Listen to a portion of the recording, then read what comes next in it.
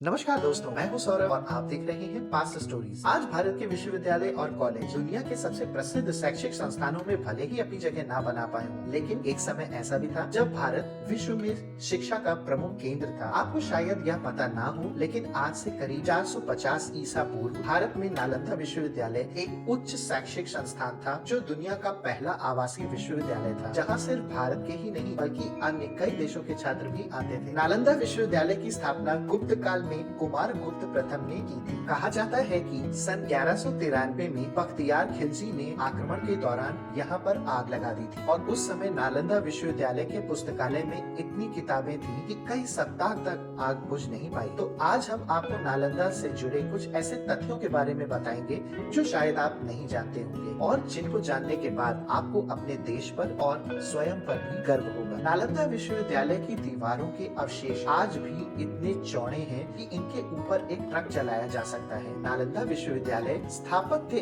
कला का एक अद्भुत नमूना है। इस विश्वविद्यालय में 300 कमरे, 7 बड़े बड़े कक्ष और अध्ययन के लिए 9 मंजिला एक विशाल पुस्तकालय था, जिसमें एक समय में 3 लाख से भी अधिक किताबें मौजूद होती थी। नालंदा को तक्षशिला के बाद दुनिया का दूसरा सबसे प्राचीन विश्वविद्यालय माना जाता है। वहीं आवासीय परिसर के तौर पर यह पहला विश्वविद्यालय है जो 800 साल तक अस्तित्व में रहा। विश्वविद्यालय में विद्यार्थियों का चयन मेरिट के आधार पर होता था और यहाँ के छात्रों को निशुल्क शिक्षा दी जाती थी। इसके साथ उनका रहना और खाना भी पूरी तरह निशुल्क होता था। इस विश्वविद्यालय में एक समय में 10,000 से ज्यादा विद्यार्थी शिक्षा ग्रहण करते थे और 2,700 से अधिक अध्यापक उन्हें शिक्षा देते थे। नालंदा में सिर्फ भारत ही नहीं बल्कि कोरिया, जापान, चीन, तिब्बत, इंडोनेशिया, ईरान, ग्रीस, मंगोलिया समेत अन्य कई दूसरे देशों के छात्र भी पढ़ाई करने के लिए आते थे। इस विश्वविद्यालय की स्थापना का उद्देश्य ध्यान और आध्यात्म के लिए एक स्थान बनाने से था। ऐसा भी कहा जाता है कि गौतम बुद्ध ने कई बार यहाँ की यात्रा की और यहाँ पर रुककर ध्यान लगाया। इतिहास के अनुसार नालंदा विश्वविद्यालय में एक धर्मकूंज नाम की लाइब्रेरी थी। इसका मतलब सत्य का पर्वत से था। लाइब्रेरी के 9 मंजिल में 3 भाग थे, जिनका नाम रत्न रंजक, रत्न दोधी और रत्न सागर थे। नालंदा में छात्रों को लिटरेचर, एस्ट्रोलॉजी, साइकोलॉजी, लॉ,